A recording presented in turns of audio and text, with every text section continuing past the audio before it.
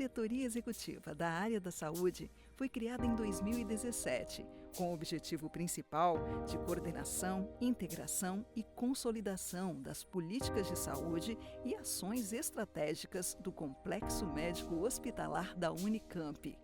Está localizada no prédio das diretorias executivas, destacadamente em frente ao prédio principal da reitoria e do gabinete do reitor, ao qual se subordina administrativamente. A equipe dos colaboradores DEAS é formada por professores da Faculdade de Medicina e por funcionários técnicos e especializados da administração. Ela tem como objetivo integrar as diversas áreas que a universidade tem, né, e prepará-las para que elas cumpram dentro do programa da universidade a relação entre pesquisa, o ensino e a extensão, a assistência, juntamente com a Faculdade de Medicina. O Complexo Médico Hospitalar da Unicamp tem 100% de suas atividades assistenciais dedicadas ao SUS e é formado pelos Hospital de Clínicas, que oferece 47 especialidades médicas nos 436 leitos hospitalares operacionais, nos serviços de diagnósticos e terapias, UTIs, centros cirúrgicos, ambulatórios e unidade de emergência referenciada. O Hospital da Mulher CAISME realiza atividades assistenciais nas áreas de ginecologia, obstetrícia, oncologia e neonatologia, nos 130 leitos instalados, UTIs, centros cirúrgicos e obstétrico, além dos ambulatórios e serviços diagnósticos e terapêuticos. O Hemocentro, que atende a demanda interna de sangue e hemoderivados e de distribuição para 120 cidades do estado de São Paulo. Realiza ainda tratamento ambulatorial em oncohematologia.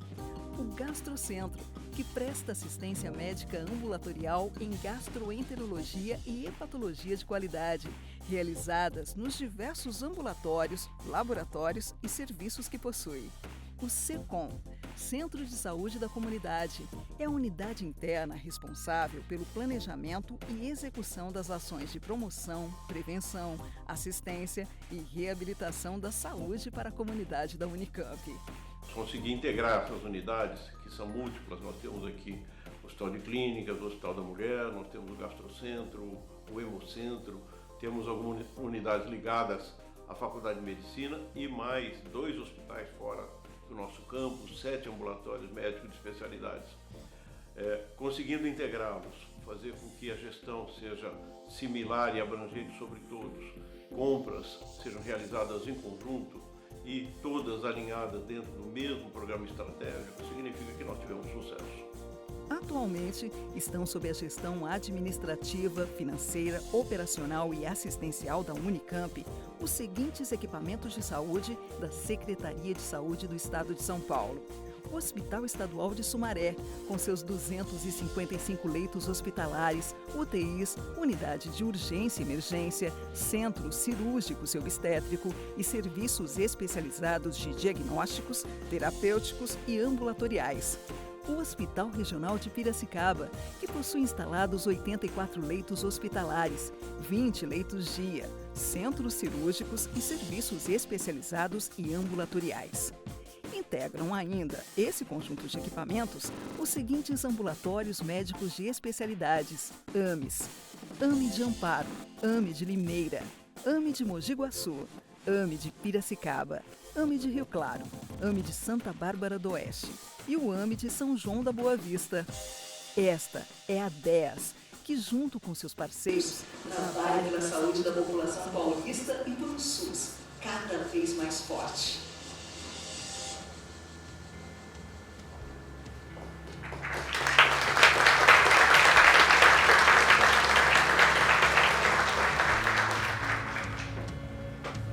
Convido a compor a mesa de honra dessa cerimônia o magnífico reitor da Universidade Estadual de Campinas, professor Dr. Antônio José de Almeida Meireles.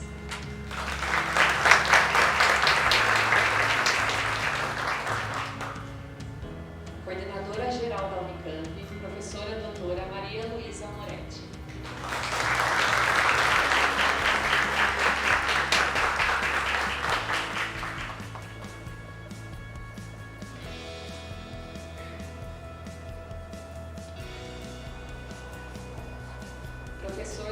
Oswaldo da Rocha Gracioto, diretor executivo da área de saúde da Unicamp.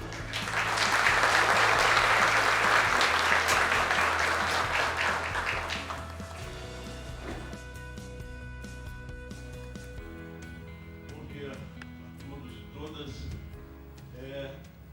Cumprimentando a todos os presentes e a todos os convidados, agradecendo de coração a presença tão enriquecedora que nós teremos para esse nosso trabalho, cumprimentando os nossos gestores das nossas unidades, os nossos executores dos nossos convênios, apenas agradecendo a reitoria, a CGU, que nos propiciou a oportunidade de organizar esse evento, né? E particularmente agradecer a equipe organizadora.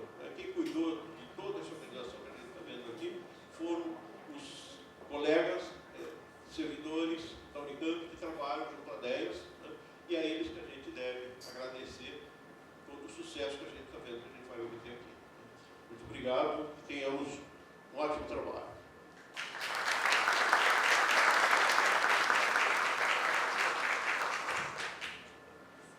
Convidamos agora para fazer uso da palavra a professora doutora Maria Luísa Moretti, coordenadora geral da Unicamp.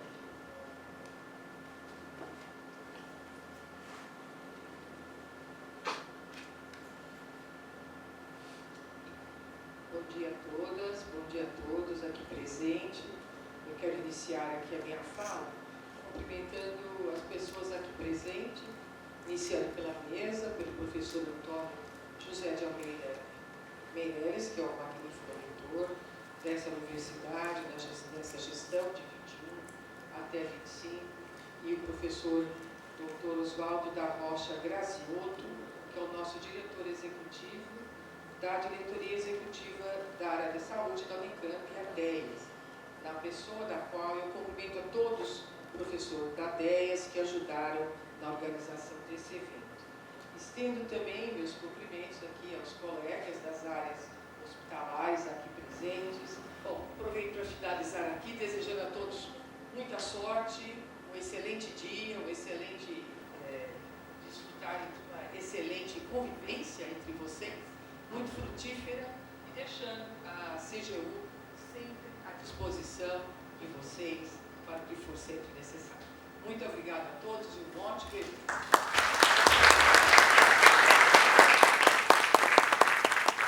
Convido agora para fazer uso da palavra o reitor da Universidade Estadual de Campinas, professor Dr. Antônio José de Almeida Meireles. Bom dia a todas e todos. Queria começar cumprimentando o professor Luiz, o professor Oswaldo, o professor Oswaldo e o Maurício, cumprimentar toda a equipe da DEAS e parabenizá-los pela realização do evento. Uma das áreas mais importantes hoje de tratamento oncológico. Então, nós estamos envolvidos com ele no desenvolvimento de equipamentos nessa área, né? Então, eu queria falar dessas coisas porque eu acho que a gente tem que agir em várias frentes. Temos que captar mais recursos, temos que exercer uma certa pressão junto aos governos para financiar melhor o sistema de saúde, mas a gente tem que melhorar a oferta de produtos também. E aí as universidades, os pesquisadores, a indústria têm um papel bastante importante, porque isso pode reduzir custos. E reduzir custos é uma forma de melhorar a assistência e de melhorar também o financiamento do sistema. Essas são as minhas palavras finais.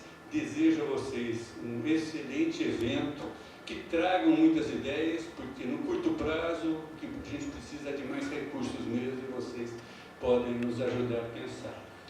Mas desejo ele um enorme sucesso e agradeço novamente a todos os palestrantes por nos ajudarem a refletir sobre esse assunto. Um abraço a todos.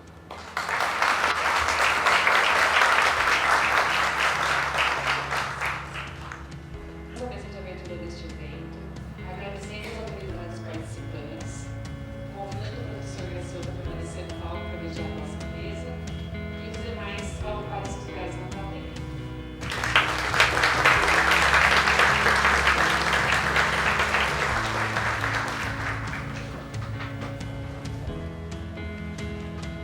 Dando continuidade às atividades do primeiro dia, convidamos para a mesa a importância e experiência na captação de recursos extraordinários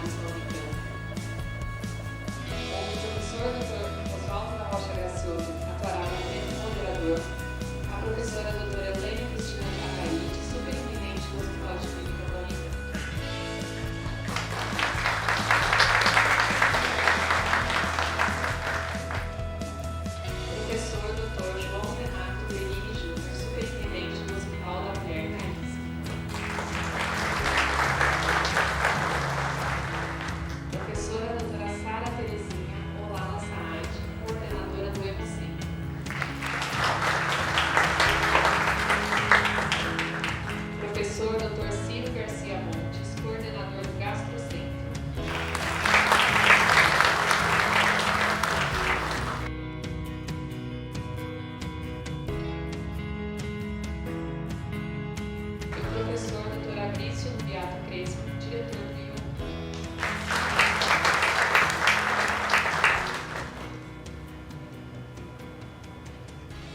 Consegue evidenciar claramente esse aumento. São 4 anos que estão colocados. À minha direita, à esquerda de vocês, então, são as emendas federais. Aqui em cima, onde eu e a Elaine estamos, são as emendas de Estado. Né? O Estado tem uma progressão bastante acelerada, porque é mais recente o processo. A captação de recursos federais é mais antiga, então a gente vê que o crescimento do Estado foi muito expressivo. De 3 milhões e 700 em 2020, nós passamos a 22 milhões em 2023. E a perspectiva para 2024 também é de crescimento em relação a esse volume de recursos. E as emendas federais, não, a gente tem tido uma progressão um pouco mais lenta, mas somando os recursos federais de 28, quase 29 milhões, de como o HC está enfrentando essa questão de financiamento suplementar, e na sequência a gente segue aqui a posição que estamos colocados aqui. Bom dia a todos. É um prazer estar aqui com vocês e como o professor Graciotta, cumprimento em nome dele toda a mesa, os meus colegas que estão aqui comigo, o doutor Agris, o doutor Círio, a doutora Sara e o doutor João, e também cumprimento a todos da plateia, vendo que entre nós é bom ver cheia a plateia, né? A gente vê que entre nós tem pessoas que durante as discussões vão poder colaborar bastante com o nosso perfil de estar necessitando dessas verbas para a questão da melhoria, e como a professora Maria Luísa bem falou, para a melhoria do atendimento aos nossos pacientes. Então, o professor Graciotta ele fez um apanhado desse panorama atual, que é um panorama que nos preocupa bastante em relação ao SUS paulista, que ainda não chegou, e está para chegar agora dia 25, algum tipo de ajuste de auxílio para que compense aí o déficit que a gente veio enfrentando nos últimos 3 meses de 7,7 milhões por mês. Então, isso é interessante a gente pontuar, torna medidas como essa que nós estamos fazendo de melhorar esse aporte financeiro de uma forma mais constante, e que nós possamos, com isso, além da questão do custeio, a gente também está propiciando a inovação, a tecnologia para esses pacientes SUS. Vou parar de falar, estou falando demais, vou passar para os meus colegas e, de novo, agradecer a oportunidade de estar aqui aprendendo com vocês e de estar trocando aí essas experiências que para a gente, com certeza, vai ser muito importante. Obrigada.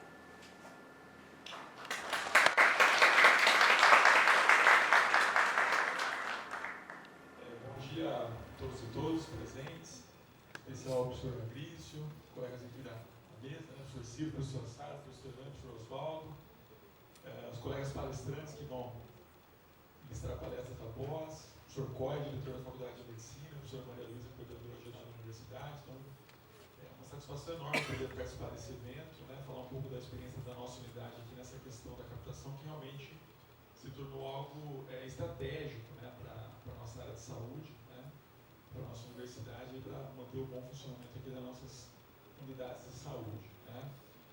Indo mais direto ao ponto, falar um pouco da nossa experiência do carisma em relação a isso. Né.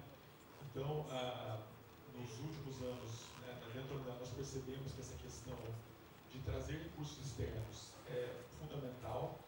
A universidade tem feito grandes esforços, né, para poder manter as áreas funcionantes, mas existe uma limitação orçamentária mesmo. Né, a área da saúde, por conta dessas demandas tecnológicas que ela tem, né, de incorporação, até por uma obrigação de você atender, oferecer melhor para os pacientes, a gente tem um aumento de custo, né, nas nossas unidades que vai muito diferente, né, de outras áreas, né, dentro da própria ciência e tecnologia. Né. Então, a gente tem uma demanda muito grande em relação a isso.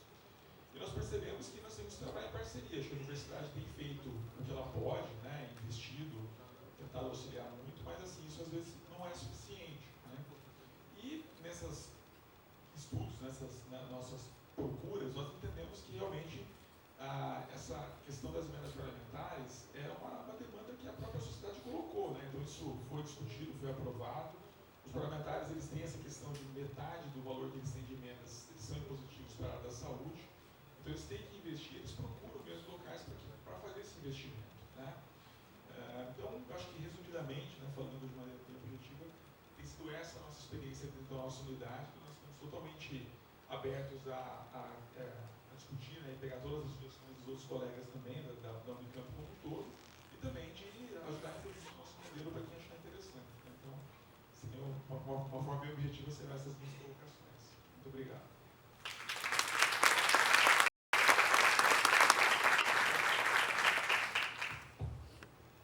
Bom dia a todos. Eu queria agradecer a DES pela iniciativa, acho super importante, e cumprimentar os meus colegas, que são executores de convênios, diretores de unidades de saúde, a nossa vice-diretora aqui presente, a professora Maria Luísa, o nosso diretor, o professor Coy, o doutor Maurício e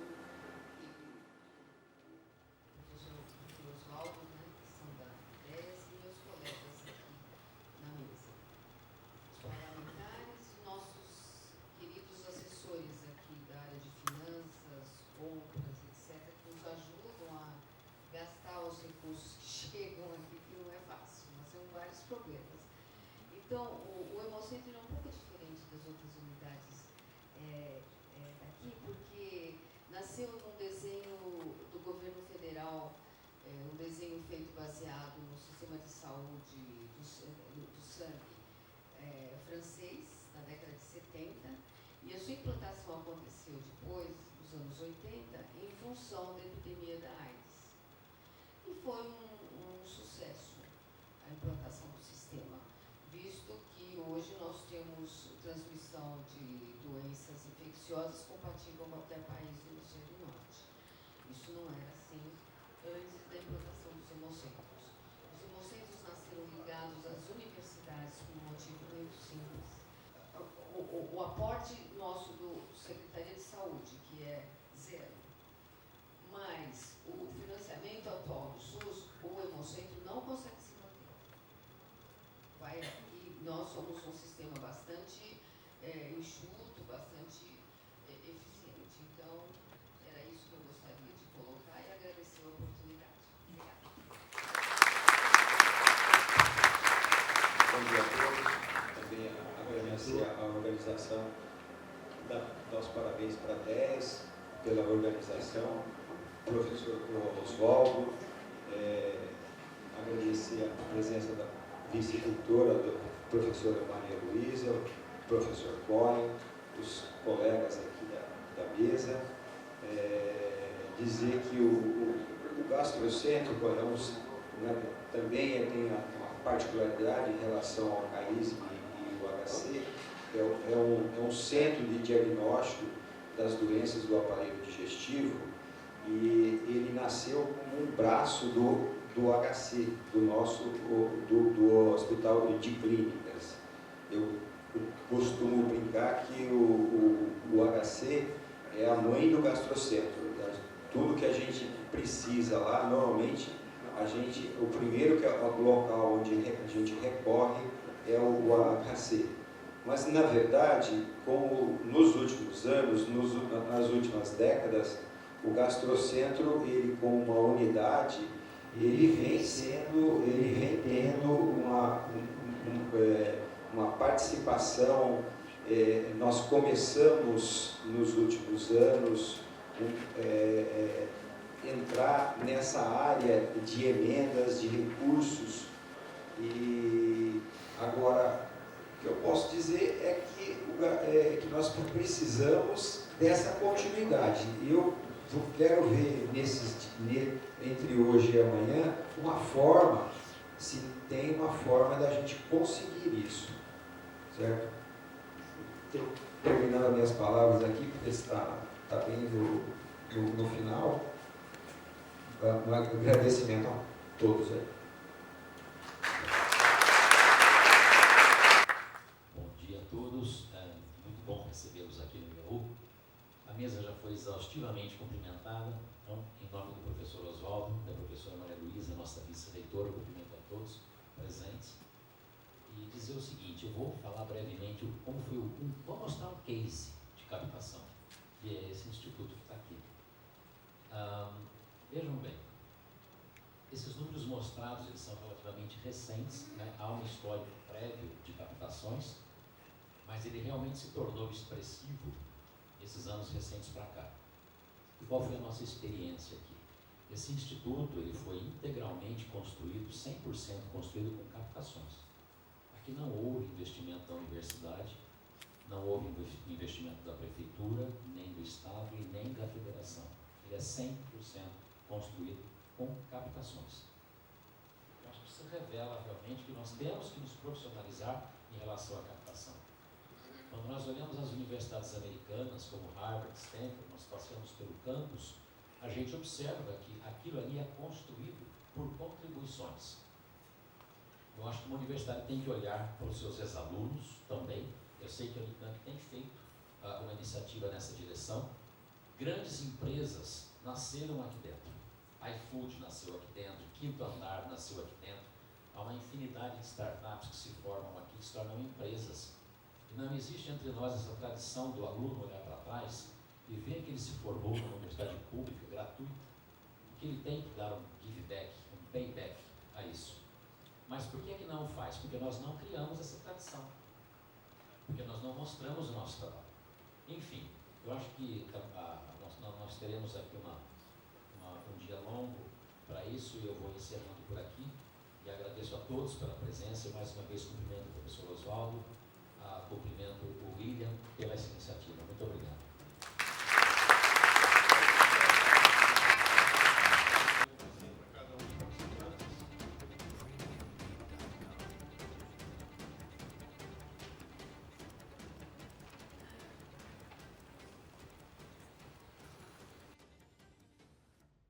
Agradecer mais uma vez, parabenizar a todos. Acho que foi muito interessante a apresentação de situações problemáticas, outras situações de solução diferentes do município. Isso vai ser muito útil na interação que a gente vai ter na sequência desse nosso grupo. Obrigado.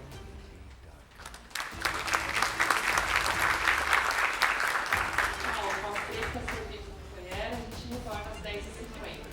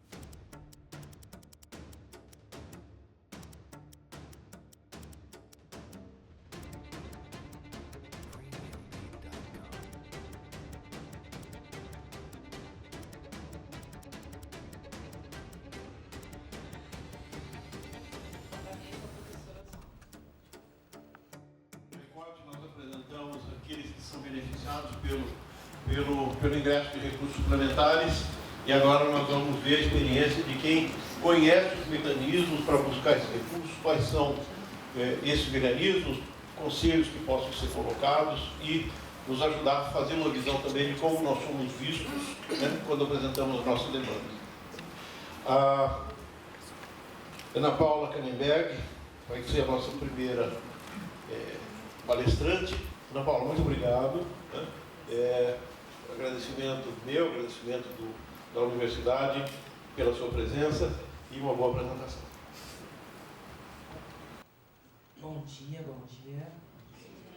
Bom, primeiramente eu quero agradecer ao magnífico reitor, senhor Antônio Meirelles, a vice-reitora Maria Moretti, doutor Oswaldo Grassuto, muito obrigada pela oportunidade. Tá? É uma honra para mim estar aqui. Eu espero conseguir passar para vocês, de uma forma bem simples e tranquila, a visão parlamentar, eu como assessora de orçamento acompanho há mais de 15 anos o meu deputado, os deputados, porque lá é assim, né? O assessor chama de meu, o parlamentar é seu. E aí, na condução, sempre dos recursos, das emendas, de todas as audiências que nós presenciamos até então. Um dos pontos mais importantes, eu acho que é o ponto-chave que a gente pode colocar aqui, o que todo parlamentar precisa. Só um minutinho, só vou colocar meu material aqui. Todo e qualquer parlamentar precisa, independente de partido, independente de qualquer coisa, é um único ponto: o voto.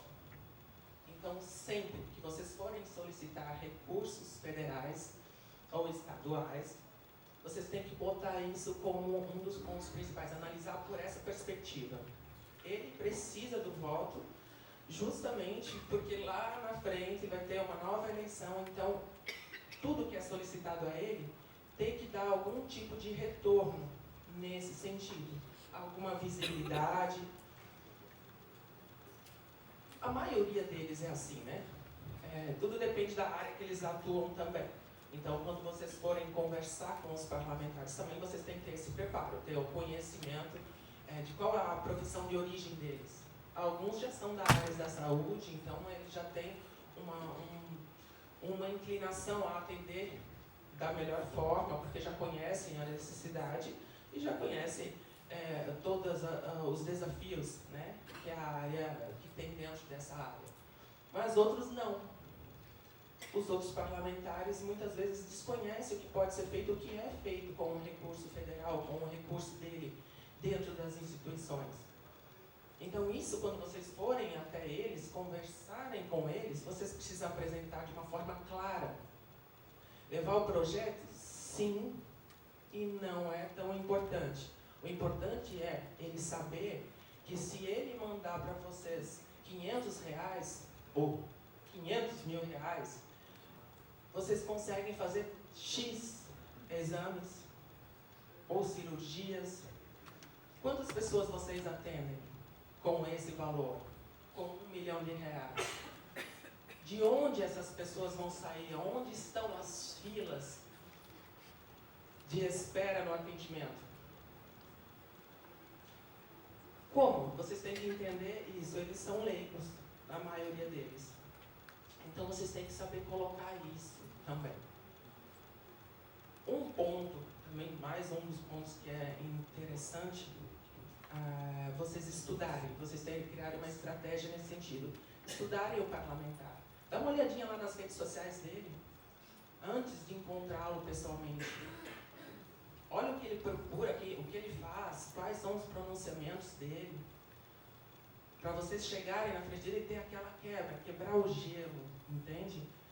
Com alguma coisa que vocês viram que ele apresentou, um posicionamento dele, alguma entidade que ele auxiliou. Então vocês terem assim, uma proximidade com ele. Eu acho que eu vou terminando por aqui. Consegui passar parte do que... Obrigada pela oportunidade e um grande abraço para vocês.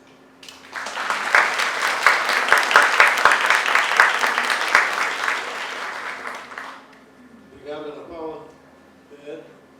Ana Paula está nos dando o caminho das pedras, os conselhos necessários para que a gente entenda os fatores que são relevantes no processo de decisão da destinação de emendas parlamentares. E ninguém melhor que quem está, de fato, operando esse processo dentro do Congresso para nos aconselhar nesse sentido.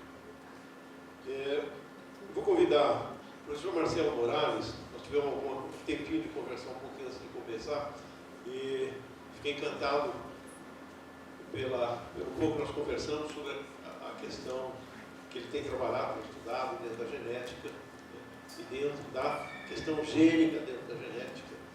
E, mais ainda, fiquei depois de saber que ele foi calouro do professor Maurício Echeverri, lá na Faculdade de Medicina, e talvez, tenha sido meu aluno, né? Eu lecionei na Universidade de São Paulo entre 1987 e 92. trabalhei lá na instalação do serviço de produção humana no Hospital das Clínicas, eu estava emprestado para lá. Então talvez a gente tenha se cruzado ali pelas corredores ou numa visita de enfermaria, alguma coisa assim. Então, um prazer enorme estar recebendo o professor Marcelo aqui, já foi apresentado para vocês, e o professor Marcelo vai nos ajudar a entender a questão de como funciona a apresentação de projetos, e principalmente projetos a gente está pensando em continuidade. Isso é um acréscimo importante ao que a gente está discutindo aqui, da questão dos aportes temporários estarem sendo utilizados para despesa permanente. Essa é uma dificuldade muito grande para a gente falar de custeio. Muito obrigado pelo convite. Bom dia a todos e todas. Eu queria agradecer o convite, Oswaldo, pelo carinho que foi feito aqui pela coordenação. Muito obrigado por ter me convidado. Eu queria só contar uma historinha para vocês, porque durante todo esse tempo, como médico, calor, eu sou calouro aqui. Quem conhece sabe isso. Eu acabei de entrar junto com o senador Marcos Pontes, que me convidou para essa experiência como assessor de ciência, tecnologia, inovação, saúde e educação. Eu passei pelos governos desde 2010. E eu era presidente da Sociedade Brasileira de Biofísica quando, não sei se vocês lembram, o vereador Cláudio Cavalcante, ele proibiu o uso de animais de pesquisa na cidade do Rio de Janeiro. Como um projeto de lei foi totalmente por causa da nossa interferência entre as sociedades, não foi sancionado pelo prefeito César Maia. E de repente as outras cidades começaram a colocar projetos de lei que proibiam o uso de animais em pesquisa em todo o território nacional, porque dava visibilidade para os vereadores. E aí a gente sentiu a necessidade, como sociedade. Eu era diretor da SPPC, fui presidente de sociedade, a gente foi para o Congresso Nacional. Estou começando aí para dizer que a experiência do Congresso Nacional tem que ser uma via de dois caminhos, vai e volta. É o ganha-ganha. Se não for desse jeito, não tem, você acabou de falar, não tem experiência. A gente foi ao Congresso Nacional e a gente conversou com deputado, senador, e foi uma visibilidade que a gente também deu aos deputados e senadores da importância que era ter uma lei que regulamentasse o uso de animais em pesquisa no país. Hoje, se você não pode tocar no animal para pesquisa, sem que tenha um projeto de pesquisa aprovado, é a partir daí. E a gente conseguiu, eu lembro muito bem que o presidente do Congresso era o senador José Sarney. E a gente chega no Congresso, todos nós, achando que eles sabem tudo. Não sabem nada. Eu comecei a falar o número do projeto, do projeto de lei, que era do deputado Haroldo. Ele falou assim, professor, pergunta. Me conta essa história. Porque essa história está contando para você. Quantos exames, quantos procedimentos, quantas pessoas foram atingidas. Isso a gente faz em qualquer projeto que a gente mete ao CNPq, a FINEP, a FAPESP. A gente quer os resultados depois. Isso é a fundação, a agência de fomento e também o senador do deputado. Então, esse é o recado que eu gostaria de passar.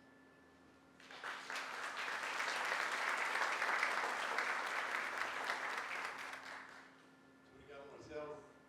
Bom, para entender essa questão financeira também, então, o professor Gil Rosa de Carvalho, que trabalha na área de orçamento, que é justamente quem vai fazer o fluxo, entender esse fluxo financeiro e o controle que esse fluxo financeiro precisa ter, vai nos apresentar então sobre a questão, a temática de orçamento e as leis relacionadas para a questão de apoio aos projetos, às iniciativas dos hospitais. Obrigado pela presença. Obrigado a todos, bom dia. Primeiramente agradeço aí a oportunidade de estar aqui. Bom, contrário da Ana, eu sou muito prolixo. Então, se deixar, eu ficaria falando muito aqui. O tema é muito abrangente, muito infinito. O orçamento é um mundo sem fim. Agradeço ao professor Oswaldo, doutor, e a todos da Unicamp, o William, que nos convidou lá diretamente no nosso gabinete. Trabalho há 25 anos dentro do Congresso Nacional. E sempre a mesma premissa: captação de recursos, estagnação da saúde. Por que será? Porque justamente nós enxugamos gelos ano após ano. Porque nós não temos o hábito no Brasil mais, acredito mais, de leitura. Nós não lemos o que está escrito na legislação. E nós não participamos da legislação orçamentária para se fazer um orçamento decente que possa ser executor de fato. Houve um ministro da Saúde que alguns criticam, outros elogiam, outros não gostam, enfim, não é ideologia política. Mas foi um dos ministros poucos que conseguiu cumprir o que está na legislação, o artigo 65 da Constituição, que regra todo o PPA, que antes da LDO, nós temos que pensar que tem um plano de governo que tem que ser obedecido, que é o PPA. Se não tiver nele, não tem como fazer LDO. Estamos descumprindo a regra. E esse ministro, não estou fazendo apologia, nem isso ou nem aquilo, mas ele cumpriu a risca. Ele conseguiu fazer com que o artigo 65 cumprisse o papel de exercício fiscal. Ou seja, eu tenho de 1º de janeiro a 31 de dezembro que executar aquele orçamento. Foi o ministro Ricardo Barros, da Saúde.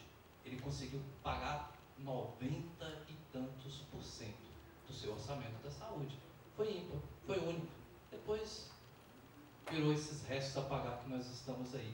E é esses restos a pagar que são execuções que são planejadas, porque o orçamento é só um instrumento de planejamento. Não quer dizer que vai ser executado. Você, na sua casa, faz lá toda a estimativa de seu salário, né? Onde tem o salário fixo, bonitinho e tal. E aí você estima, mas às vezes acontece uma doença, alguma coisa, extrapolou seu orçamento, sua despesa às vezes é maior do que a receita. Agora imagine o governo. E nós aqui hoje estamos debatendo até agora, apesar de que eu ouvi algumas falas aqui contrárias ao que eu vou falar agora, e boas, nós estamos falando apenas de 2% do orçamento.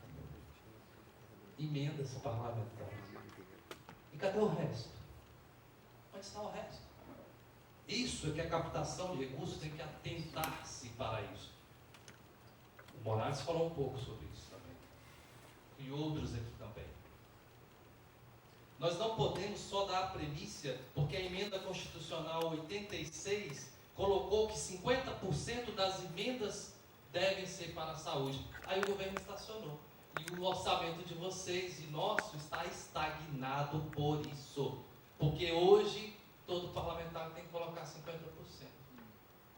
Mas é como o Morales disse e outros aqui também. Muitas vezes eles não colocam porque não tem projeto. O próprio Lula, no primeiro mandato dele, em 2002, falou que o grande problema desse país é a falta de projeto. Hoje nós morremos na praia no plano de trabalho. Ninguém sabe, de fato, fazer um projeto audacioso. Tem que ser pesquisador. Tem que ver a inovação. Hoje só se fala em custeio, mas não produz. E às vezes produz, mas aí com bipartite, tripartite, não é? Depende de outras instâncias, não é apresentada essa produção que você faz na sua Santa Casa, lá no Ministério. E ele te boicota, e o seu teto não aumenta. Porque não tem produção lançada no sistema.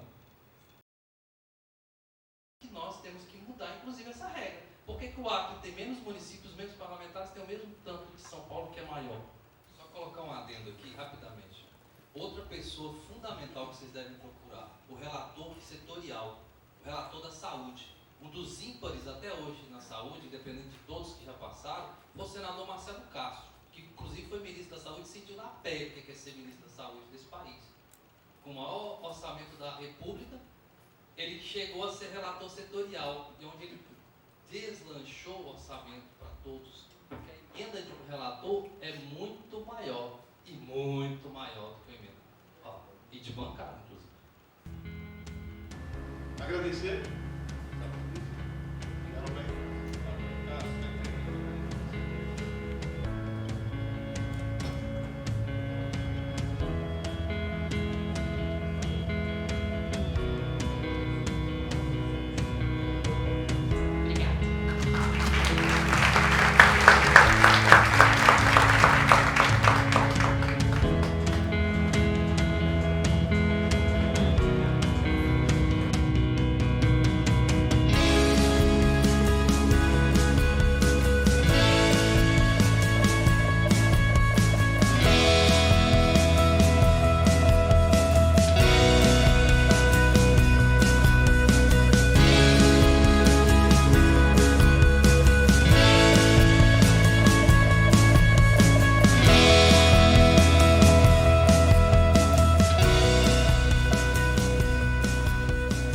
Iniciando as atividades do período da tarde, apresento a vocês Caio Cortez, assessor técnico do Governo do Estado de São Paulo, Isso, responsável testando. pela assessoria técnico-parlamentar da Secretaria Estadual de Saúde.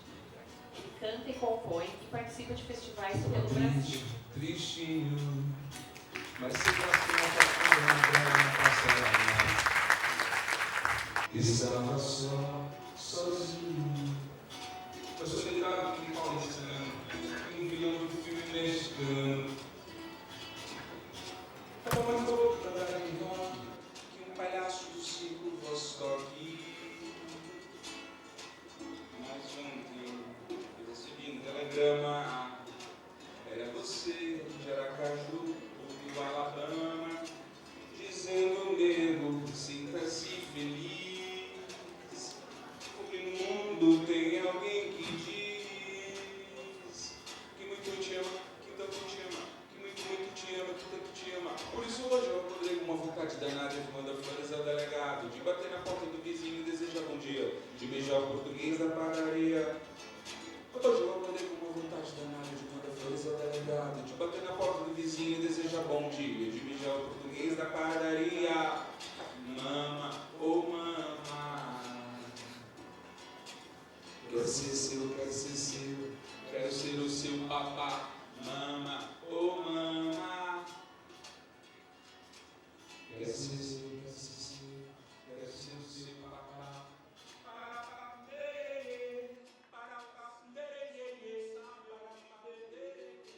É preciso saber viver, saber viver.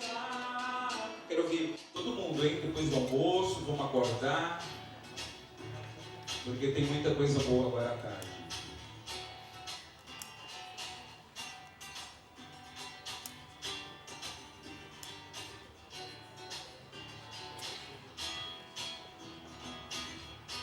Para encerrar. Quem espera que a vida seja feita de ilusão pode até ficar maluco ou morrer na solidão. É preciso ter cuidado para mais tarde não sofrer. Vocês. É preciso saber viver. É preciso saber viver. É preciso saber viver. É preciso saber viver. Saber viver. Muito obrigado.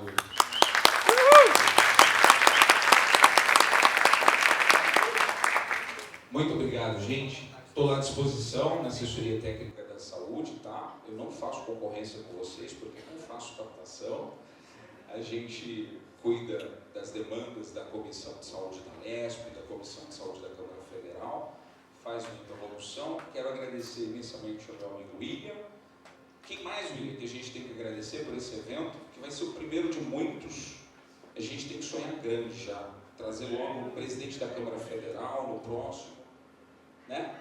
Abraço, gente.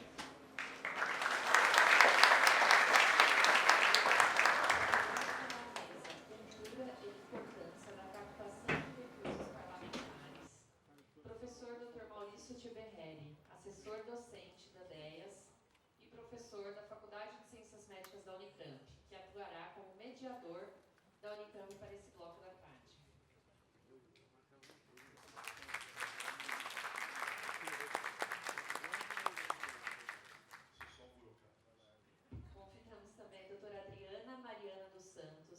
diretora e Relações Governamentais da Fundação Pio XII do Hospital de Amor de Barretos, trabalhando há 18 anos no Congresso Nacional em Brasília, representando instituições de saúde, e há 10 anos especificamente para o Hospital de Amor, que atende 100% SUS todo o Brasil.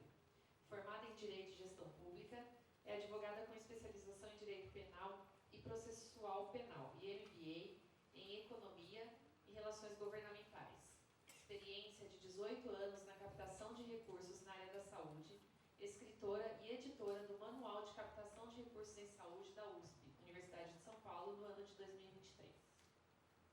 Convidamos também o professor Dr. Everson Luiz de Almeida Artifon, professor livre-docente da FMUSP e da Faculdade de Medicina de Ribeirão Preto da USP, gestor em saúde pela EASP, FGV, e coordenador do Núcleo de Captação de Recursos do Departamento de Cirurgia da Faculdade de Medicina da USP. Convido o senhor Rodrigo Deilo Moraes, Relações Institucionais e Governamentais do Hospital GRAAC, bacharelado em Administração, com ênfase em Marketing e pós-graduação em Gestão Hospitalar. Desenvolve mentorias para instituições no relacionamento governamental na esfera federal e estadual. Sr. Marcos Isaías Andrade, Relações Institucionais e Governamentais da Santa Casa de Piracicaba, bacharelado em Administração, com pós-graduação em Gestão Hospitalar e em Gestão Pública. Passo a condução agora ao professor Maurício. Ok, vamos lá. Pessoal, então a dinâmica aqui vai ser a seguinte. Nós vamos começar com duas apresentações. A primeira apresentação da Adriana, né? Depois a apresentação do professor Everson, e o Rodrigo e o Marcos depois a seguir comentando e fazendo apresentações. Okay? Então, nós vamos abrir depois para perguntas. Eu já orientei aqui aqueles que trabalham comigo, que eles vão ter que fazer perguntas. Então, estou todo mundo prestando muita atenção. E nosso objetivo aqui nós já tivemos aqui então, fazendo uma recapitulação, a visão dos hospitais, daqueles que são beneficiados, depois a visão do pessoal do governo e agora dos craques da captação. Okay? Então, esse o nosso, completando aí esse triângulo aí. Bom, então vou passar a palavra para a Adriana e aí a gente vai ser assim. Boa tarde a todos. Em primeiro lugar, quero agradecer ao William, que fez esse convite para a gente estar aqui e falar um pouco sobre captação de recursos, Dr. Maurício, professor Everson, Rodrigo, Marcos, nossos colegas de captação de recursos, todos que estão aqui presentes também, e a todos vocês que já estão há um tempo na área ou estão começando agora. Eu trouxe um pouquinho do panorama, porque muita gente está entrando agora, está sentando agora na área de captação de recursos e não entende por que a gente está aqui, por que a gente está atrás de recursos, por que a gente corre atrás de dinheiro todos os dias. A Constituição de 1824 não falou nada sobre saúde. 1891 não falou nada sobre saúde. 1934 começou a falar sobre a saúde do trabalhador. 1937 começou a falar sobre a saúde da criança. 1946 não falou nada mais, só falou assim, a competência de bancar a saúde do Brasil é completamente da União, de estados e municípios naquela época. A Constituição de 1967, regime militar, então não esquece a saúde, e só em 1988, que a Constituição Federal, 5 de outubro de 88, nos trouxe a saúde. Então ela garantiu lá no artigo 6º, né, a saúde como um direito de todos e dever do Estado, e a gente chegou onde na Constituição Federal? No artigo 199, ele fala que a saúde também é de iniciativa privada. Então, a iniciativa privada também pode entrar e participar do Sistema Único de Saúde, do SUS. E lá embaixo ele fala assim, tendo preferências às entidades filantrópicas e a sem fins lucrativos. Então, como que funcionou? A Constituição veio e falou assim, beleza, vocês vão trabalhar com a gente, tá? O SUS, as entidades filantrópicas vão trabalhar com a gente. Mas precisava de uma complementação, precisava de uma lei para complementar o que ele falou. A lei do SUS, a lei orgânica, a lei 8.080, ela trouxe que o SUS é constituído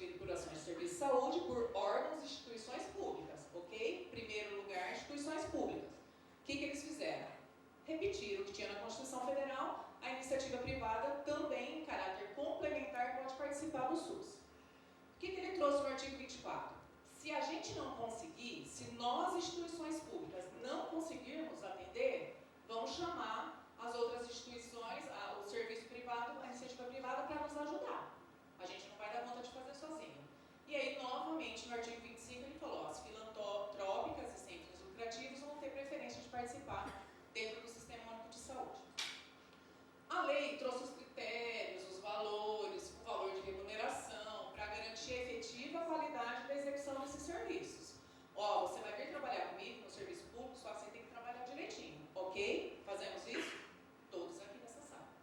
E aí ele disse assim, a gente tem que ter um contrato para manter o equilíbrio econômico-financeiro, tá? Isso está em lei. Isso acontece, gente? Todo mundo aqui recebe o que produz, o que faz para o SUS? Desde 2004, a gente não tem um aumento significativo da tabela SUS. Faz 20 anos que a gente corre atrás desse equilíbrio financeiro da Lei 8.080. Em média, hoje, através das federações, dos estados, CNB, Confederação das Misericórdias do Brasil, 60% do custo ele paga. Nos hospitais gerais, normalmente. E os especializados têm um déficit um pouco maior. O que tem de novidade? A Lei 14.820, de 16 de janeiro de 2024, é um trabalho do deputado Antônio Brito, da Bahia, uma PEC que ele correu atrás, as instituições ajudaram, inclusive em Brasília. Ele falou assim, ó, vai ter que ter uma revisão todo ano, não pode ficar desse jeito, está muito desequilibrado esse contrato, tem que ter uma revisão. Então vai ter uma revisão anual através dessa lei, todo dezembro. Como vai funcionar, a gente não sabe ainda, porque vai ser o primeiro ano agora em dezembro. Mas pelo menos a gente está avançando um pouquinho. E depende, óbvio, de financeiro, vai sentar na mesa governo, eu tenho dinheiro, eu não tenho dinheiro. Tá? Então, é você com você procurar, ligar para a assessoria, ligar para o Ministério, aí no Palácio Planalto, onde tiver que ir. Porque quando a gente está falando, a gente não está falando por nós, não sou eu, Adriana. Sou eu, Adriana, Hospital de Amor, tem uma instituição, tem milhares de pacientes atrás da gente, precisando da nossa ajuda, precisando da nossa loucura, das nossas correrias, das nossas viagens, e vai e volta. Hoje, Barretos está há 10 anos, uma profissional que sou eu, fazendo captação em Brasília toda semana. Tinha antes? Tinha. Em quais períodos? Outubro. E um diretor que era engenheiro, diretor executivo, ele em outubro pediu emenda. O Henrique mudou a chave e falou, não, a gente tem que ter uma pessoa lá. Faz 10 anos que eu estou toda semana em Brasília fazendo captação para o hospital, então vocês têm que estar lá. E isso se transfere a LESP, assembleias, vereadores, para a realidade de vocês, tá? Não é impossível. Não pense que porque é um hospital grande que consegue mais. Não. Depende de você. Não é só da instituição, tá? Muito obrigada, William, obrigada. Desejo feliz aniversário, pode ser o aniversário do William também. E estou à disposição.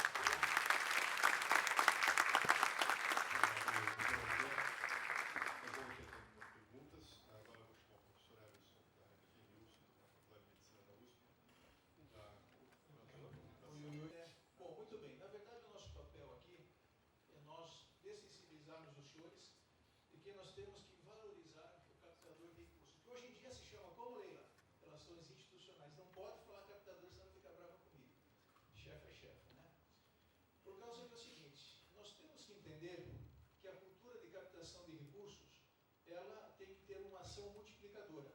Exatamente porque são muito poucos captadores nesse país. 100, 150, 200, Rodrigo. Não chega a isso aí. Então, quando nós estamos tratando de captação de recursos, é muito importante nós ter uma ação multiplicadora. E como é que nós vamos fazer essa ação multiplicadora? Mas antes disso aí, é muito interessante a gente entender o seguinte, que nós vamos captar para uma instituição. A instituição particular ou não, ou pública, ela está, na verdade, linkada a um sistema de empresas. Então, nós temos que entender que a captação de recursos, ela tem um aval de uma empresa. E como uma empresa, nós temos que criar uma cultura organizacional. Nós temos que criar o hábito da captação de recursos. Por exemplo, na USP, o chefe, o CEO dessa USP é quem? O reitor. Os professores titulares são os diretores da empresa. E é muito importante o CEO determinar por uma criação de cultura de captação, certo? Organizacional, a importância de se captar recurso todo ano. E como foi muito bem dito aqui, captar recursos, você tenta uma ação agora, só que ele vem após 2, 3, 4 anos. Há emendas que chegam após 4 anos, 3 anos. Então é muito importante não ficar ansioso, entender que a emenda virá, mas só que não em 1 ano. Às vezes leva 2, 3 anos. Tá? E a cultura de captação de recursos deve ser inserida mais uma vez na empresa, no caso, na instituição. Agora, quando nós estamos tratando de captura, de captação, é muito importante lembrar que nós estamos passando por uma fase realmente complicadíssima, por causa do investimento na saúde, principalmente para o tetrapé, né? Que é assistência, ensino, pesquisa e inovação, está totalmente reduzido. Nós todos sabemos que grande parte daquele orçamento do governo mensal, eventualmente anual, ele vai basicamente para assistência. E sobra muito pouco para quê? Ensino, pesquisa, inovação. E nós temos que entender que na empresa USP, na empresa Unicamp, nós temos que ter esses 3 pilares totalmente unidos, porque eles trabalham em uníssono. Então, não adianta não darmos dinheiro, emendas, para pesquisa, porque de alguma sorte vai afetar a assistência. E do mesmo modo, inovação e o ensino. Então, entender que quando nós estamos pegando dinheiro, captando dinheiro, buscando dinheiro para uma instituição pública principalmente, nós temos que pensar nesses 4 itens. Por favor. E, fundamentalmente, quando nós estamos tratando da captação de recursos em caráter institucional, é muito importante a gente determinar, configurar grupos de captação de recursos. Exatamente porque a captação de recursos não é somente um elemento, é um conjunto, é um time. E lembrar que andorinha só não faz verão, não. E, de fato, o captador que vai lá para Brasília, atrás dele tem quem? Advogados, analistas, nível 1, 2 e 3. É um time muito grande. E todos têm grande valor. Às vezes, um núcleo, né, puxa, tem lá tem 6, 7, 8, 10 pessoas, não sei.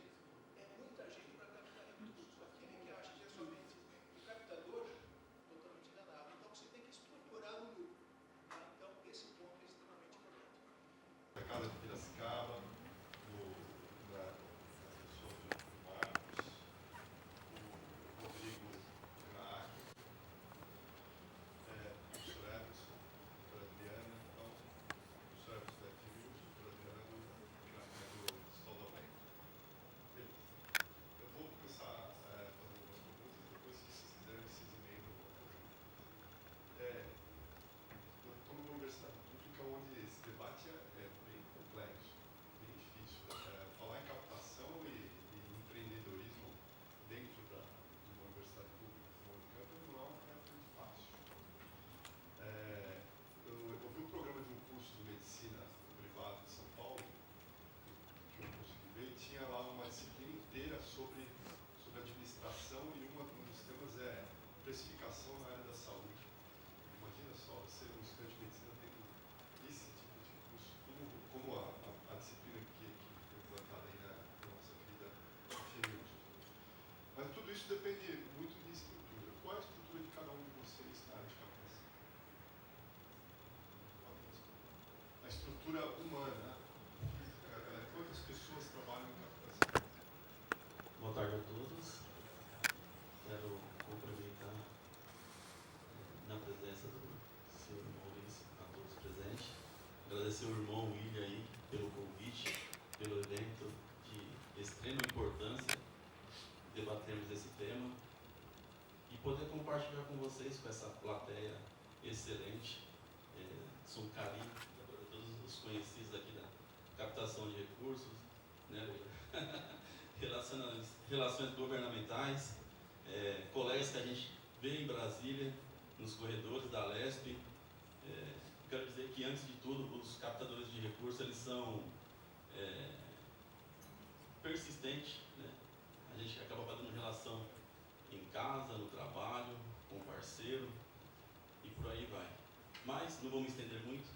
Com relação à Santa Casa de Piracicaba, né, nós temos um grupo, sim. Hoje, graças à diretoria que instituiu o setor em 2019, nós criamos ali um grupo, uma comissão de desenvolvimento do projeto. Implantamos a metodologia 3P, que eu digo, que nada mais é do que foi dito hoje aqui, através da Ana Paula, assessora, chefe de gabinete, através do Gil, do reitor. E o que seriam os 3P, né? É o preparo, planejamento e a prática. Então, Dr. Everson, é aquilo que o senhor falou, né? O que nós estamos esperando para poder começar a colocar em prática? Então, é o preparo, se preparar, elaborar bem o ofício, mensurar ali as informações da instituição, colocar o número do CNES, e-mail, telefone, contato. É um preparo, conhecer o parlamentar, investigar o parlamentar, saber qual que é a bandeira dele, a pauta dele, entender o que ele está trabalhando na relatoria. Esse é o preparo. E aí depois tem um planejamento, que é saber para quem que eu vou entregar este projeto, de que forma que eu vou entregar esse projeto. De acordo também com a bandeira, geralmente, daquele parlamentar. Você falou que tem um banco de projetos, né? Mas no final das contas existe uma pessoa que define qual é a prioridade, é o presidente, né? Como é que funciona o GRAAC? Boa tarde a todos. Pode fazer a introdução. Não, tranquilo. Boa tarde, professor Maurício. Agradecer o convite aí, por estar aqui presente. Na verdade, o GRAAC tem uma cultura já, desde o começo, ele já aconteceu pela captação de recursos. Então, hoje, o GRAAC tem um prédio que fica ali na Sena Madureira, em São Paulo, hoje com 65 pessoas de diversas áreas para fazer captações distintas. Seja com eventos, seja com encaminhadas, jantares, doação pessoal física, pessoa jurídica, telemarketing, lei de incentivo. Então a gente tem essa equipe, já é reduzida, já teve muito mais, que antigamente a gente tinha um telemarketing com mais pessoas. O telemarketing foi passando o tempo, a gente foi se adaptando a ele. Hoje a gente faz um trabalho mais de trabalho com o meio mesmo, interno. Então a gente hoje são em torno de 65 pessoas para fazer e para cuidar do déficit que o SUS não nos passa. O déficit do SUS para todo mundo. Ele é comum para todos, né?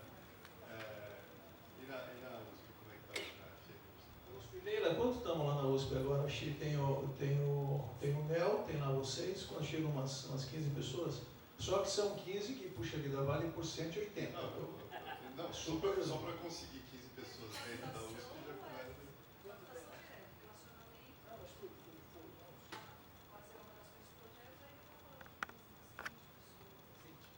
De 20 pessoas.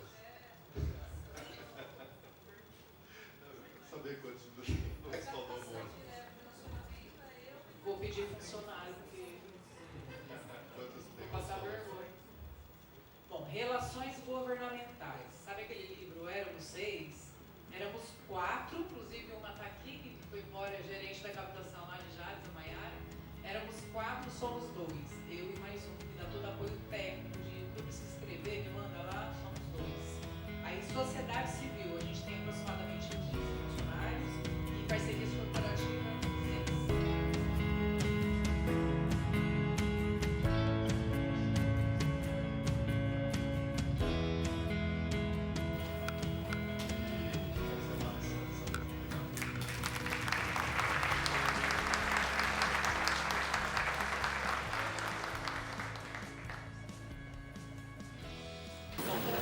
Convidamos agora o senhor Cipriano Henrique Ayala para apresentar o tema Captação de Emenda Parlamentar como Estratégia de Sustentabilidade. Como não perder estes recursos?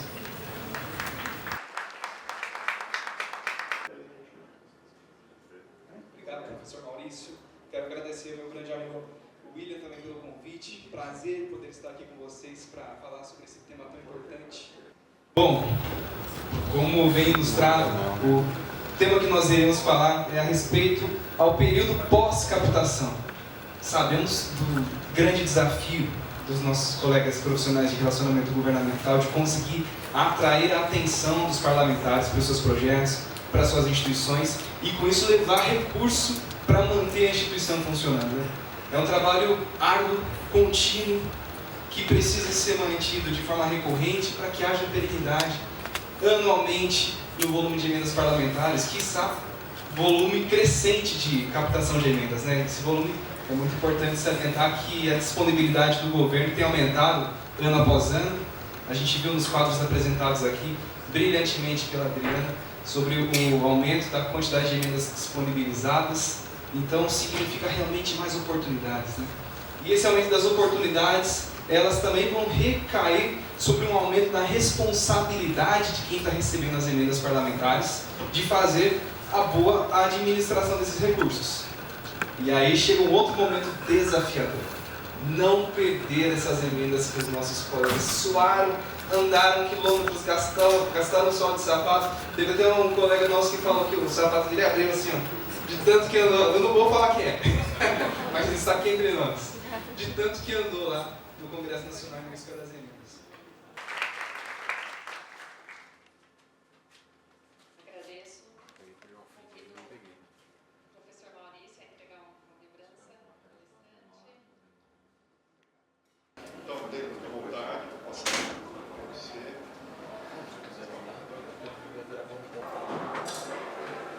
Boa tarde, nossos cumprimentos, né, no final desse grande evento aí do dia de hoje, tem mais meio período aí desse desafio. Quero agradecer ao William pelo convite aí de estar presente para representar e falar um pouco sobre a parte de incentivo fiscal junto com o Sérgio. Ele vai, inclusive, falar mais da parte técnica. Pronas, Pronon, FUNCAD, CONECA, Lei de Incentivo à Cultura e Fundos do Idoso estão todos abaixo da dedução fiscal do imposto de renda. Mas as empresas, hoje, elas estão muito profissionalizadas, especialmente na dedução fiscal para esses projetos. E elas têm exigido algumas contrapartidas dessas organizações. Boa tarde a todos.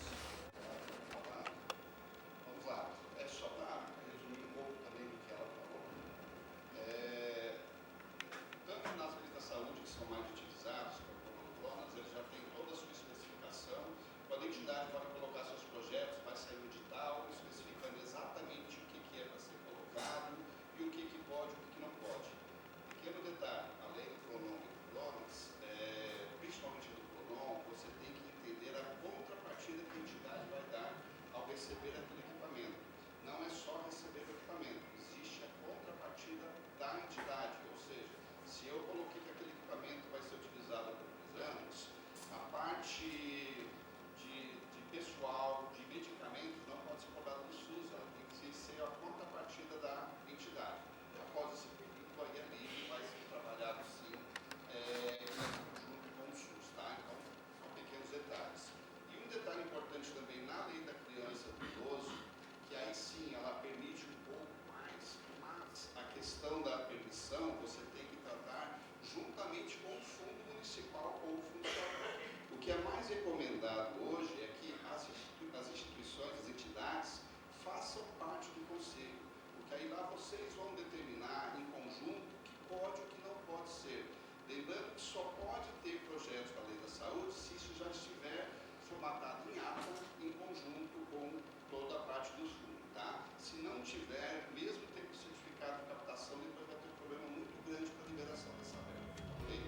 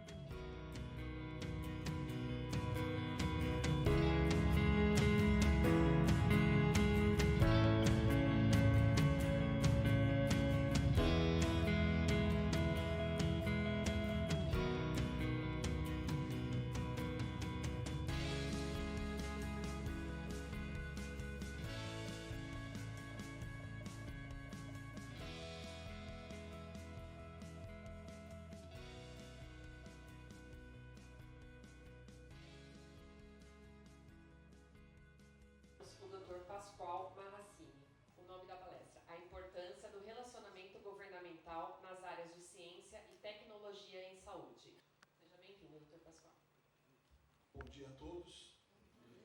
Eu queria inicialmente agradecer o magnífico reitor, professor Dr. Antônio José, o professor Dr. Oswaldo Gracioto, William, pelo convite que me foi feito para vir falar um pouquinho sobre a importância do relacionamento governamental nas áreas de ciência e tecnologia em saúde.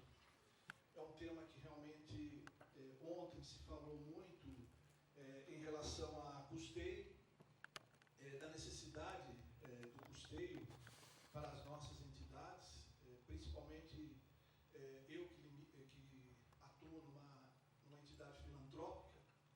Então, o custeio tem sido, nos últimos anos, uma forma de sustentabilidade. E hoje a gente vai falar um pouquinho sobre a importância da tecnologia, né? Da inovação, principalmente dentro dos nossos hospitais. Já se falou aí, eu trabalho no Instituto do Câncer Arnaldo Pereira de Carvalho, estou lá há 38 anos e atuo também como diretor-presidente de uma entidade que congrega aí 32 hospitais filantrópicos de câncer em 18 estados do Brasil. Faço aqui um agradecimento a todo o grupo que constantemente está em Brasília, né? É um grupo, como eu falei, coeso, unido, é um grupo que tem trabalhado bastante, né? Em prol dos hospitais, né? Participando, quando nos deixam, né? Das reuniões de emenda de bancada, porque às vezes, e ultimamente tem colocado todo o grupo para fora da sala, né? Não é uma forma tão democrática assim que eu vejo, né? Já que é público, nos deixa assistir e nos deixa participar também. E para finalizar, eu trago aqui uma lembrança de uma pessoa que era do grupo, né? A frase não é dela, mas eu acho que encaixa muito com o pensamento que ela tinha, que cada um é responsável por uma tarefa, por um hospital, tá? Mas a equipe trabalhando em sinergia, ela fica completa. E é dessa forma que eu vejo aí que o grupo tem trabalhado nos últimos anos. Muito obrigado.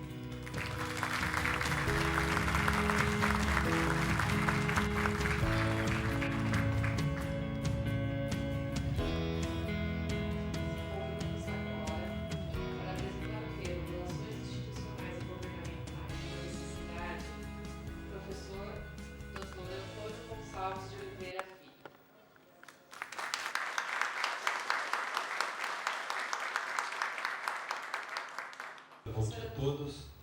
Eu queria aqui, primeiramente, agradecer esse convite para falar de um assunto que é muito importante. Mas como isso fecha com as instituições? E quando o William me mandou o convite da vez, as pessoas falam da mesa política, da reitoria, o título da aula é Relações Institucionais e Governamentais, uma necessidade. Poxa vida, eu vou lá chegar e falar, é necessário, obrigado, valeu perguntas. Não, mas como que a gente mostra que é necessário? Como que é importante? E hoje, vindo para cá, eu vim a Bela, a Marcela aqui, e a hora que eu cheguei e olhei o prédio do IU, eu lembrei de uma coisa, que é isso aqui. Em janeiro de 2022, eu visitei as obras com o professor Agrício desse prédio. Estava aqui, ó, as fundações. E hoje, essa foto é aqui, eu tirei uma cochilha. Para chegar naquela fundação, chegar nesse prédio, muita gente trabalhou. E tem, para vocês terem uma ideia, a importância da relação institucional e governamental. Para que tudo isso se alinhasse junto ao Ministério Público do Trabalho, há uma ideia, um sonho de todo esse prédio para oferecer um equipamento de saúde desse porte, dessa qualidade, numa universidade que não é muita coisa foi feita. E as relações políticas, institucionais, institucionais e tudo mais atuaram fortemente para que isso fosse alcançado. E a gente tem visto isso em todas as instituições. O que eu falo? O que ele merece? Não estava no começo, mas merece a nossa gratidão. Merece o nosso respeito, porque é um trabalho sensacional. E eu não tinha jeito de não falar se é uma necessidade, né? Eu só queria passar para você a minha experiência de vida com essas situações para falar que é necessário, é importante. Então, é uma necessidade? É quase como o ar que a gente respira. Precisa, temos que incentivar, apoiar e atender. Tá bom? Muito obrigado pela oportunidade.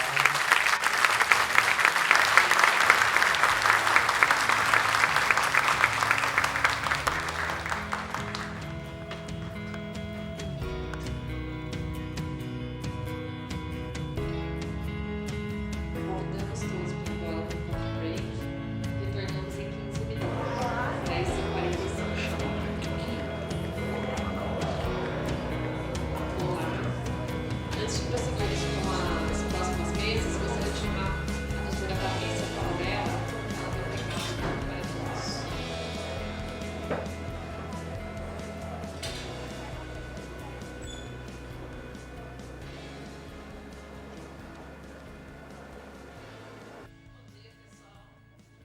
Eu vim aqui agora para fazer um convite especial para todos vocês, tá? Aí sim, então, ó, experiências internacionais de gestão estratégica. Então, vem o pessoal da Argentina, da Universidade Entre Rios, da Argentina, da Nacional do Litoral. E no período da tarde, então, teremos a parte da gestão estratégica na área da saúde, né? Então, o Dr. Oswaldo vai coordenar uma mesa. A segunda mesa, que é a mesa de regionalização da saúde, né, vai falar da Unicamp, da inserção da Unicamp no cenário da regionalização da saúde. E também teremos uma mesa super importante, que é para falar do programa Universidades Promotoras da Saúde. Então vem o professor Irã, que é presidente da Rede Ibero-Americana de Universidades Promotoras da Saúde, e vem a presidente da Rede Brasileira de Universidades Promotoras da Saúde, que é um grande projeto que nós estamos implantando aqui na universidade. Então, convido todos vocês a participarem desse fórum. E vamos aproveitar essa segunda metade da manhã. Obrigada, Trícia. Vou descer com calma. Convido agora a professora doutora Ângela Baixa, assessora docente da DEAS e professora da Faculdade de Ciências Médicas da Unicamp, para moderar as próximas mesas dessa manhã.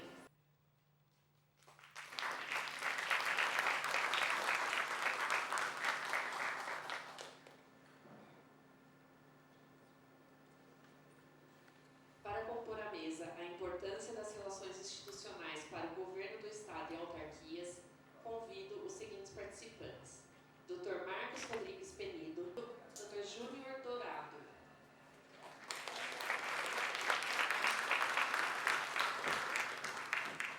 Passo para a professora Ângela. Obrigada, Trícia. Bom, dando prosseguimento então a esse encontro, eu já vou passar a palavra aos nossos palestrantes. Então eu queria convidar para fazer uso da palavra o secretário Marcos Penido, que vai nos falar sobre o tema Importância das Relações Institucionais para o Governo do Estado e Autarquias. Professor Marcos, obrigada por ter aceito o nosso convite. Obrigado você primeiro pelo elogio, professor. Quem sou eu? Gente, obrigado, bom dia a todas e a todos. É um prazer poder estar aqui. Queria agradecer o William pelo convite, pela oportunidade. Dizer que fica um pouquinho difícil falar depois do Dr. Pascoal, do Dr. Antônio, porque realmente eles abrangeram todo o tema aqui.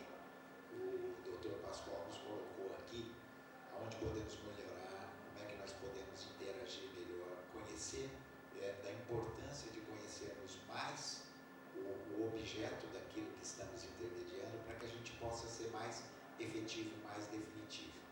E eu falava com o Dr. Antônio que eu não imaginava que a gente era tão importante, né? Eu já fiquei sabendo quem somos, o que comemos, o que precisa, mas é muito bacana a gente poder ter essa interação. E a gente trouxe aqui umas apresentações falando um pouquinho do nosso trabalho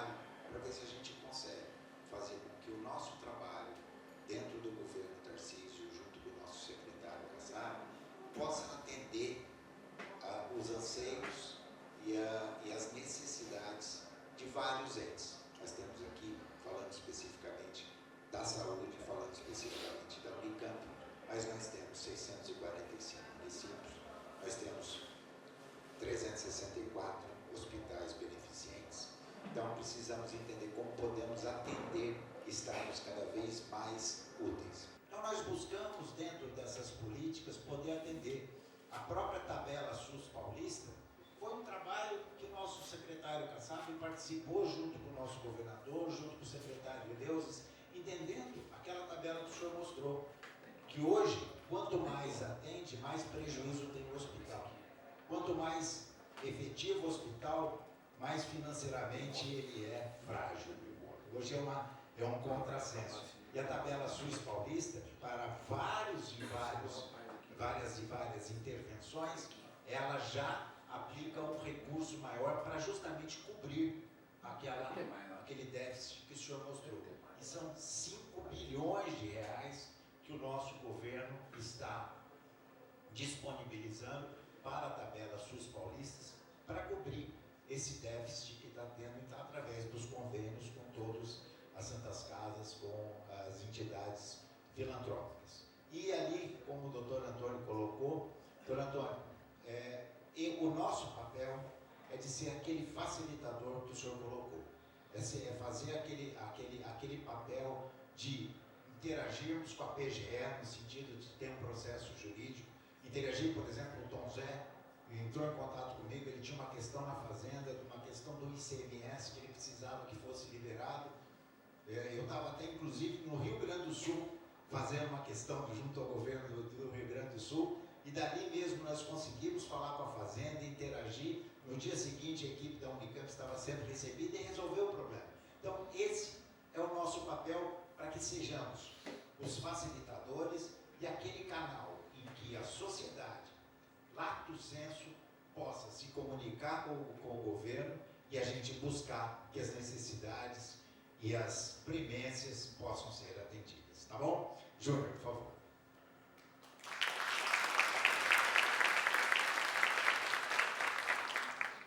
Bom dia a todos, também agradecer ao William pelo convite. Só vou aqui me dar uma contribuição diária hoje, a partir de tudo que o secretário Penido já colocou. Vou dar sequência aqui rapidamente. Deixa eu só entender esse equipamento. A nossa Subsecretaria de Articulação Política é uma unidade dentro da estrutura da Secretaria de Governo e que ela tem ali como objetivo exatamente ser um suporte, auxiliar de todos os processadores de emendas impositivas ou as chamadas voluntárias, né? São as transferências voluntárias decorrentes de uma indicação parlamentar. Com apoio, suporte, orientando, ajudando na instrução no dia a dia dessas emendas. Aqui é só uma cara aqui, né, para vocês identificarem esse painel, que ele traz essas informações que é possível depois você verificar ali pelo parlamentar, pelo município, para efeito de pesquisa, né? Quem estiver processando, você consegue identificar ali pelo número da emenda e ela traz a informação atual. O número da emenda, se ela está impedida, se ela não está, se ela foi processada, se ela está paga, e permite você ter em tempo real a informação dessa emenda. E a partir dessa informação, evidentemente, poder atuar e poder buscar resolver eventuais problemas. Enfim, é só uma contribuição para mostrar um pouco para vocês que toda a parte de emendas que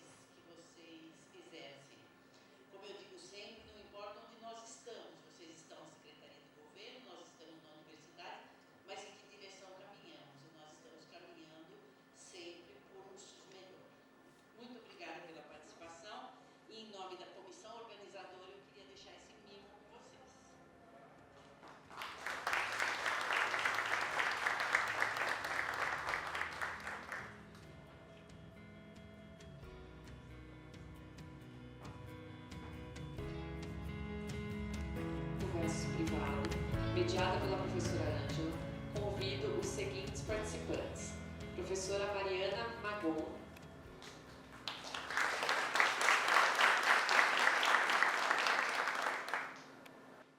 Convido também o Dr. Lucas Botelho Alonso.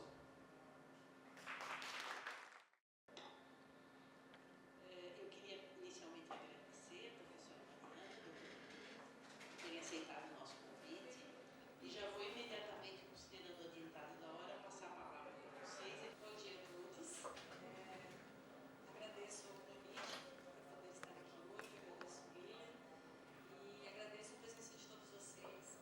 A gente vai falar um pouquinho, eu e o Lucas, a respeito do perfil do captador de recursos, do REUROV, do Relações Institucionais, existem vários nomes agora para o trabalho que a gente exerce, mas a essência ela é a mesma em todas as situações. Agora vamos aprender a mexer aqui também. Quem sou eu? Já fui apresentada um pouquinho. Eu sou servidora pública da Prefeitura de Sorocaba há 11 anos.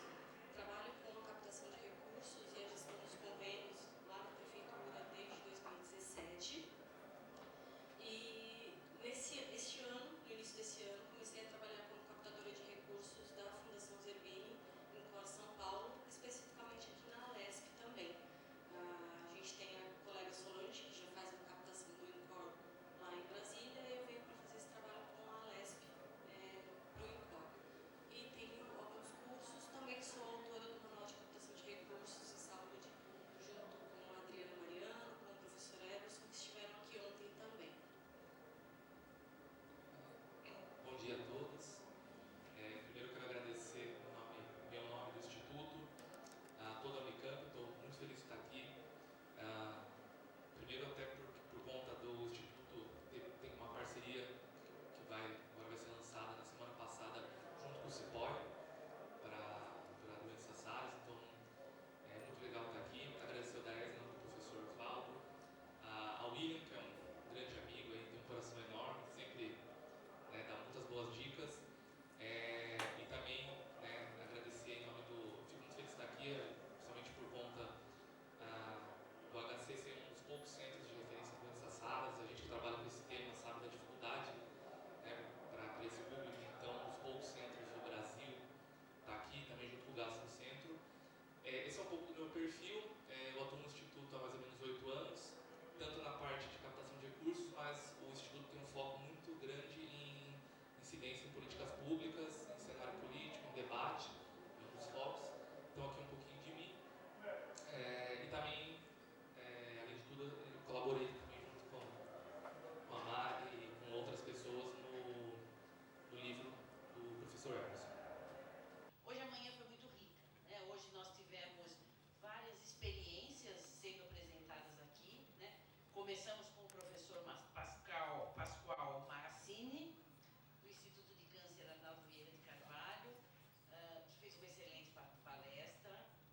O professor Antônio, nosso professor Toninho, que falou da experiência das relações institucionais e governamentais e captação de recursos do Hospital das Clínicas da Unicamp, com os dois profissionais da Secretaria de Governo e Relações Institucionais, o Marcos Penido e o Júnior Dourado, que mostraram um pouco o papel da Secretaria de Governo na contribuição com essa história das relações institucionais das diversas entidades, sejam públicas, sejam privadas. E finalizamos aqui com a Mariana, a professora Mariana, da Prefeitura de Sorocaba, Então mostrou um pouco como ela atua a nível de relações institucionais, governamentais e captação de recursos a nível municipal e também no INCOR. E com o Lucas Botelho, do Instituto João Clemente, que particularmente é um instituto que eu admiro muito, trabalha com deficientes, pessoas com deficiência intelectual, com autismo e com doenças raras. O transtorno do espectro autista, a gente não fala autismo, É o TEA, o transtorno do espectro autista e as pessoas portadoras de doenças raras. Então, eu queria também agradecer particularmente a apresentação de vocês. Foi excelente a apresentação de todos hoje da manhã. E professora Mariana e Lucas, em nome da comissão organizadora,